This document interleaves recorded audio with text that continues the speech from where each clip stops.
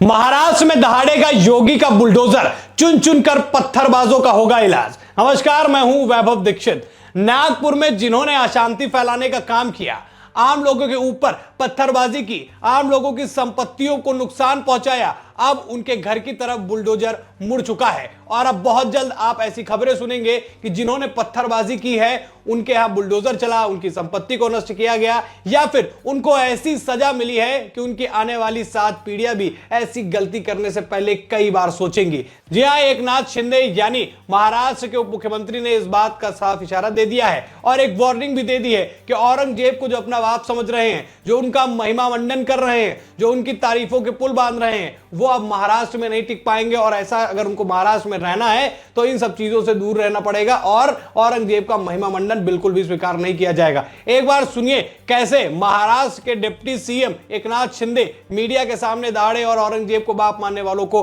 Warning दी है। तक जो है उनको बख्शा नहीं जाएगा।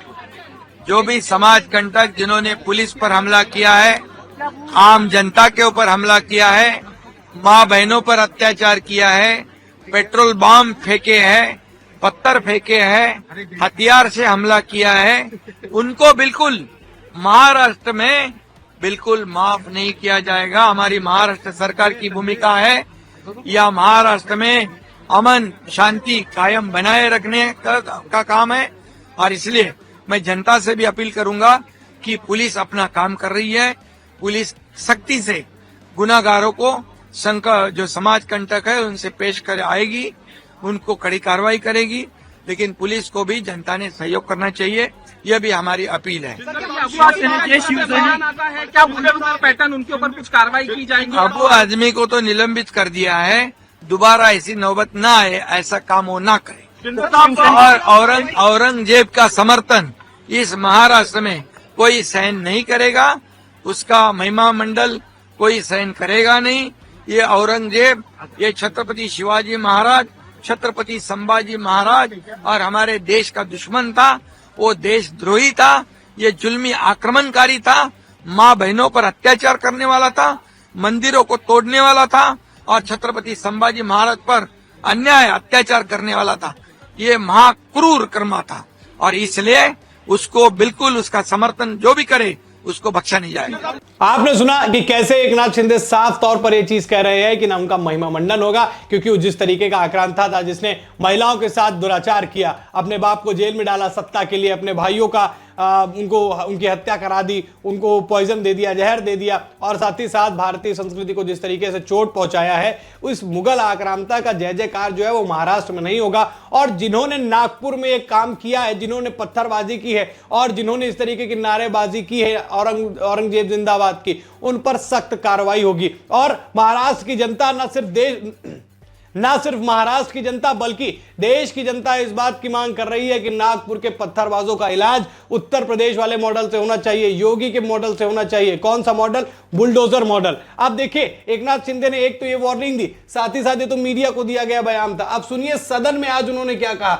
इससे साफ हो रहा है कि कैसे एकनाथ शिंदे और बीजेपी जो है इन पत्थरबाजों को लेकर कैसे पूरी प्लानिंग कर रही है और कैसे उनको जल्द से जल्द सजा दिलाने का काम करेगी। सुनिए क्या कहा है उन्होंने।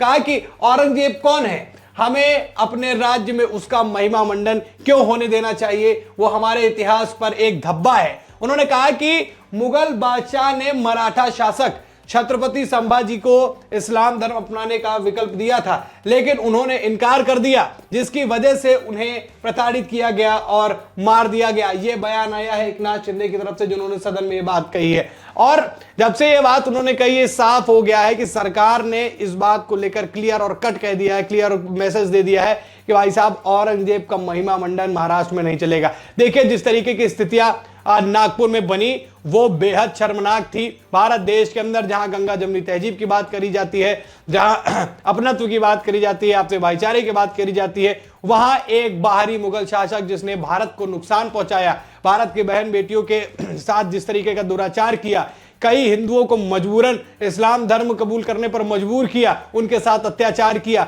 ऐसे शासक को हम अपना आइडल कैसे मान सकते हैं, उसके जिंदाबाद के नारे हम अपने देश में कैसे लगा सकते हैं। देखिए, कब्र टूटने की बात अलग है, लेकिन ये जो मामला उठा है इसने साफ कर दिया है कि महाराष्ट्र के अंदर सरकार की सोच क्या है, और उस पर क्लियर कट ये मैसेज भी मिल रहे हैं। देवेंद्र फडणवीस ने भी कहा कि लोगों को बख्शा नहीं जाएगा, लोगों को चुन चुनकर जो है वो उनको सजा दिलाई जाएगी। ऐसे वीडियो, तमाम वीडियो सोशल मीडिया पर आ भी रहे हैं जिसमें देखा जा रहा है कि कई लोगों को, इवन उसमें स्थितियां, कई नाबालिग लोग भी हमने देखा कि उसमें पत्थरबाजी करते हुए नजर आए थे, उन लोगों को भी पकड़ा जा रहा है, उनको भी सजा दी जा रही है। अब सजा का इंतजार है कि कैसी सजा उनको मिलेगी, क्योंकि यह सजा बेहद जरूरी है। और यह संदेश जाएगा ना सिर्फ नागपुर और महाराष्ट्र में बल्कि पूरे देश में कि औरंगजेब के जिंदाबाद के नारे लगाने वालों का हासिल क्या होगा।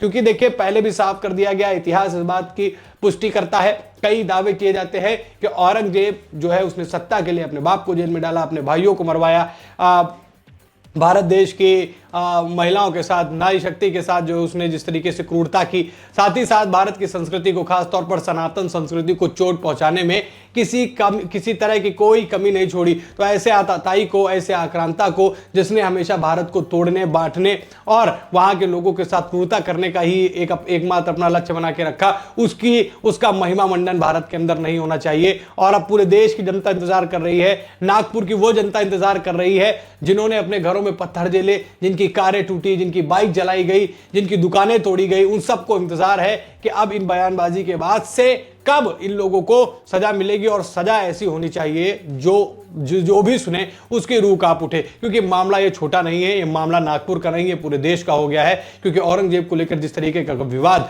पूरे देश में चल रहा है वो वाकई चिंताजनक भी है। क्योंकि आज से 300 साल पहले जो आदमी इस दुनिया से चला गया, उसको लेकर आज जो है देश में एक विशेष धर्म समुदाय जो है वो लड़ाई लड़ रहा है, उसके लिए लड़ाई लड़ रहा है जो भारत को तोड़ना चाह रहा था। सोचिए कि किसी ने कल्पना की थी या किसी ने ये चीज सोची होगी कि हमारे जिन्होंने आजादी के लिए जो स्वतंत्रता सेनानी थे उन्होंने चीज सोचा होगा कि 2025 में 300 साल पुरानी बात को लेकर हम कोई लड़ने चला आएगा, वो भी पत्थरबाजी करेगा, अपने ही देश के लोगों के ऊपर पत्थरबाजी करेगा, नारेबाजी करेगा। सोचिए, सोचने का विषय है कि किस दिशा में यह समुदाय जा रहा है और कैसे लोगों को अपना आइडल मान रहा है, अपना आदर्श मान रहा है, यह भी सोचने का विषय है।